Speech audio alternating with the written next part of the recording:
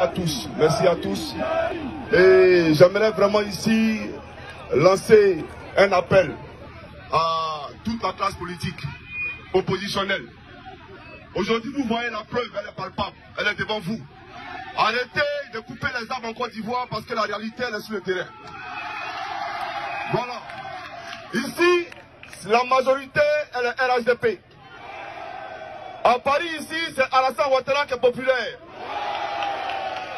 Et en octobre 2020, nous allons passer au premier tour. Chers amis, le Félicia a refusé du monde aujourd'hui. Les gens étaient fâchés, ils ont demandé au président Ouattara pourquoi il n'a pas mis les écrans géants dehors. Et les écrans géants dehors. Parce qu'effectivement, le stade était plein à craquer. Pour dire qu'effectivement, en Côte d'Ivoire, la majorité des Ivoiriens se reconnaissent en l'homme appelé Alassane Ouattara.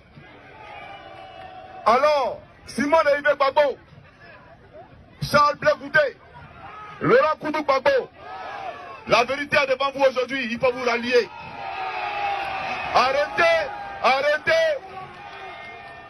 Arrêtez d'instrumentaliser la jeunesse ivoirienne. Aujourd'hui, je suis écœuré. Lorsque je vois les enfants de 13 ans dans la rue, qui ne savent même pas ce que c'est que la constitution ivoirienne, en train de protester contre le président Ouattara. Mais la réponse à tout ça, c'était aujourd'hui la manifestation Félicia. La Côte d'Ivoire a démontré que la popularité se trouve au RHDP et celui qui l'incarne, c'est Alassane Ouattara, il faut applaudir pour ça.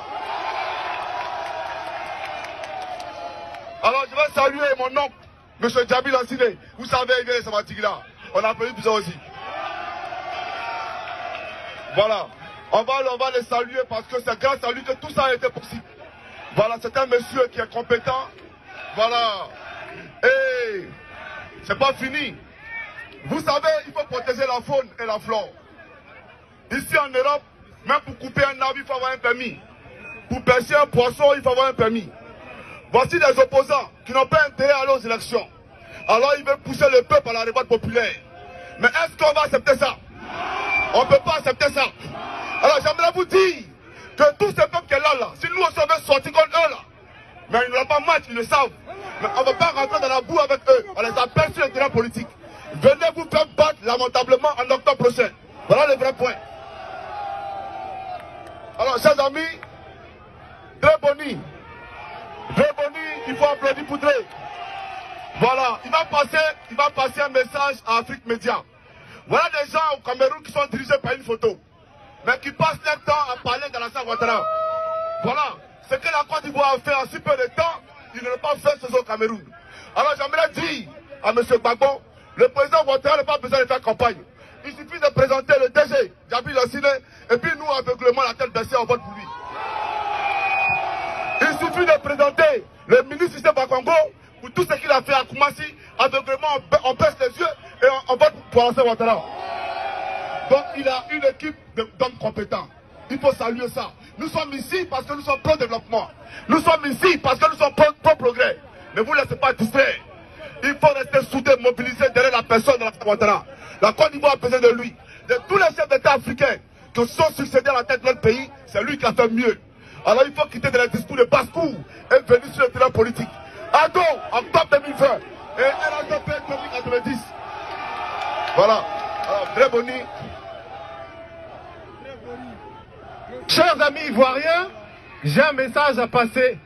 Je dis à Afrique Média, arrêtez de parler des histoires de la Côte d'Ivoire quand vous savez qu'au Cameroun, il y a beaucoup de choses à faire.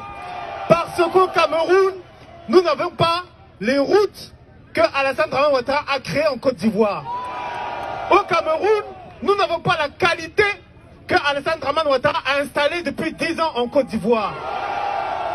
Au Cameroun, le professeur Maurice Kamto a pris comme exemple Alassane Ouattara. Donc ce que je souhaite pour tous les Ivoiriens, pour toute l'Afrique de l'Ouest et pour toute l'Afrique, c'est que non seulement Alassane Ouattara soit élu, un coup KO, mais en plus, que tous les présidents s'inspirent de cet homme qui a bâti en 10 ans ce que Paul Biya n'a pas bâti en 40 ans. Vive Ado! Merci.